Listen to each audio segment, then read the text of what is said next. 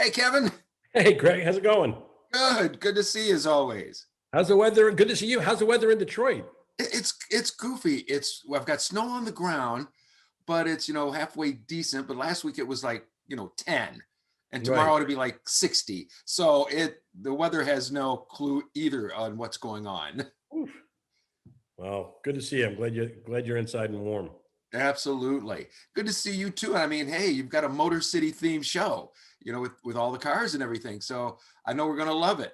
Yeah, it's an exciting one, man. Too. It's different for me, and it's an off it's workplace comedy, which is great. So it gets everybody together in this whole different world that a lot of people are exposed to, and a lot of people aren't. And I wasn't that exposed to it, but the more and more I find out about it, Yeah. the more I love it. It's a great world, a very competitive world, and it's really a great it's a great place for comedy.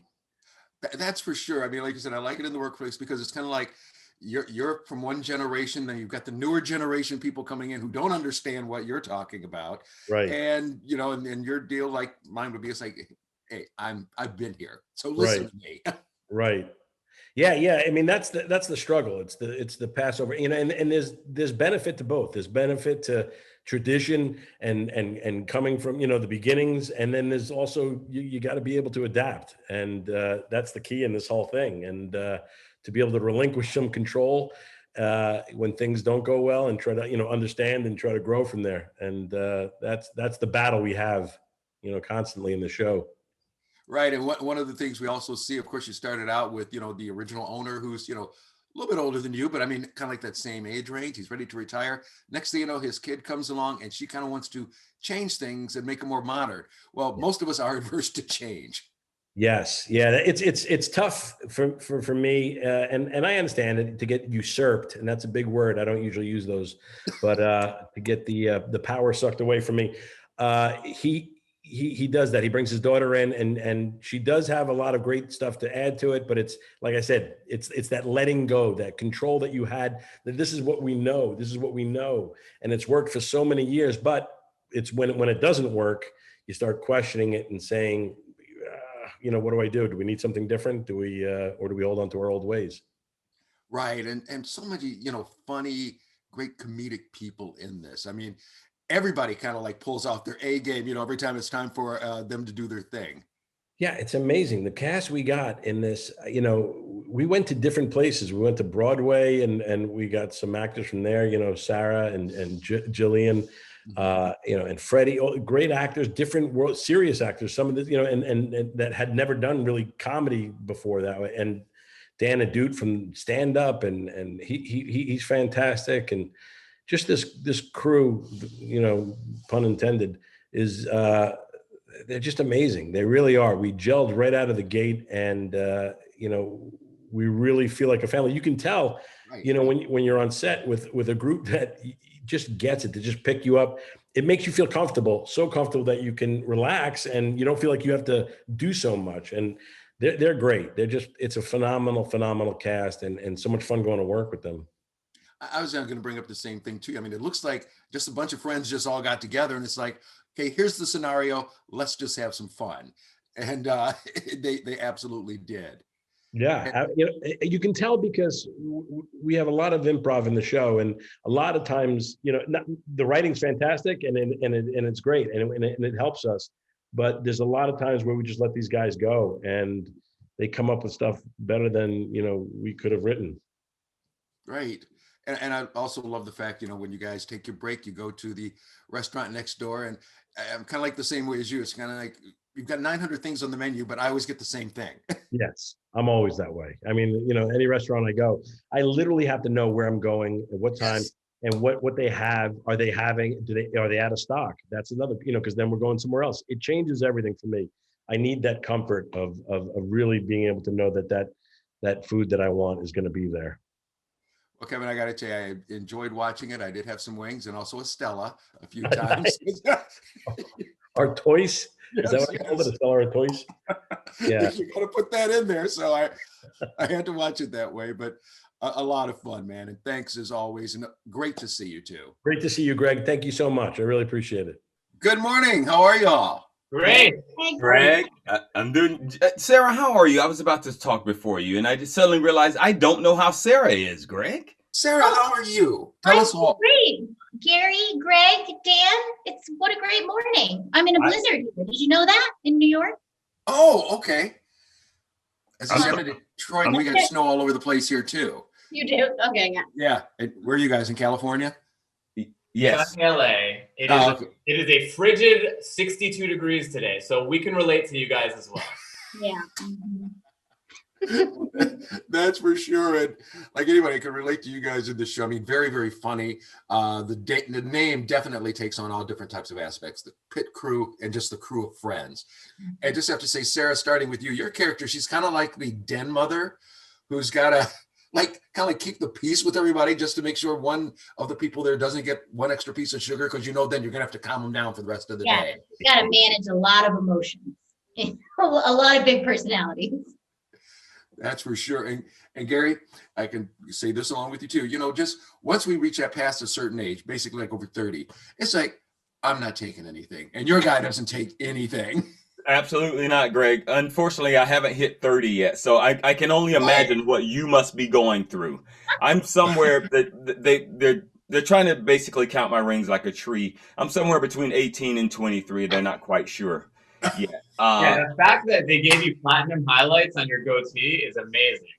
Each one of my goatee hairs is hand painted by a separate makeup artist every day to make it look gray. I am super young, and my mother's taking me to the mall later.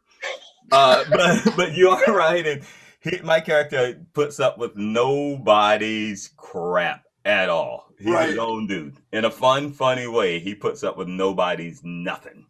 That's for sure. And then Dan, your guy, do you remember the comedian Rodney Dangerfield? I mean, I know he. I don't know what you're talking about. Hey, well, that's just it. When I saw you, I thought of him. You get no respect. I get zero respect. It's true, but I think that my character is sort of fine with no respect as long as he can hang out with people, because he's never had friends. So even if they treat him badly, they're still there and they're warm bodies. So he enjoys that. But to speak for one of the characters on the show, you get no respect because you kind of don't deserve it sometimes. You get respect for the work you do on the car, but you cause trouble around the office. Are we talking about on the air or off the air right now? 'Cause I'm getting Yes, the answer is yes. I see no separation, Greg, between Dan Adut and his character Amir. None. Same dude, different clothes. No respect. You're right, Greg. No respect. Greg, I will say this: Yes. the connectivity that you're talking about, like in the show, Yeah. when we were not working, we were together, like pre-COVID, and then they locked us away post-COVID, kind of. But if we had the opportunity to be around each other, we took that opportunity. Like, So true. And you remember that first table read? Yeah. First table read we did, and it was like everybody like looked up from the page after it was done, and we were like, "Whoa, this feels really special." yeah. Right. It's even like I had mentioned to Kevin, it did. It just looked like a bunch of friends, you know what I mean? All getting together saying, let's have fun. Let's, do whatever we are to each other's character. But at the end of the day, you are going to be kicked back, having your beer and your chicken wings. Absolutely. And my vegan chicken wings. Yeah. Heavy. it was a lot in real life. It was like that too, though, because our last 3 episodes were filmed post-COVID, and we were all quarantining in the same hotel. So we would come back and just hang out like in the fire pit of the hotel and just like have beers at night. So it was And he would cook for us. Dan is an amazing chef, so he would cook for us. It was awesome. Fantastic. We did become a nice little family on and off the air. That's great. Well, enjoyed very much. Fun talking to all of you. You stay warm. You guys too, as well. There in 67 LA. Until the next time, take care, everybody. Thanks so much for your time. Take care, Greg. Love your voice, brother. Hello, how are y'all? Hello, how's it going? Hi. Good. Good to see you. Yeah, you too. You too.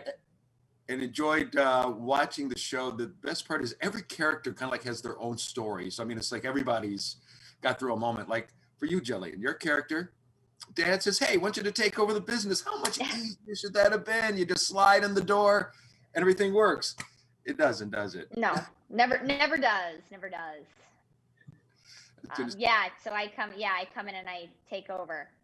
People are not happy about it. Yep, I was gonna say the older regime was like going, no, no, no. We got to keep things the way they were. Totally. And then even like for your character, Freddie, here he is. He's all set. He's the main guy, the main driver.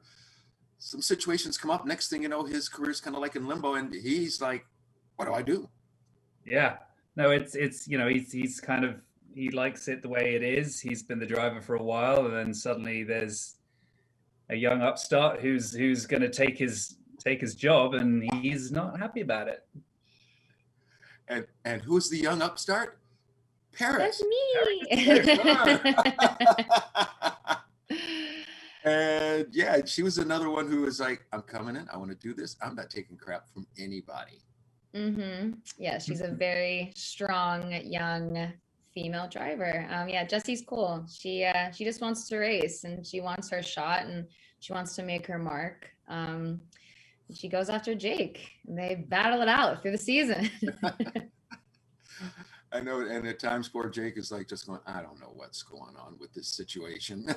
Yeah, he doesn't know what's going on with most situations. So this is all just a bit much for him, I think. Right, because there were plenty of great lines thrown at him, Jillian. I know your character threw several at him, and it was like, okay, come on, you think much more than a brick. You can do this. Oh yeah. I mean, that's like the ongoing thing. It's just like, Jake, lights on, nobody's home. Yeah.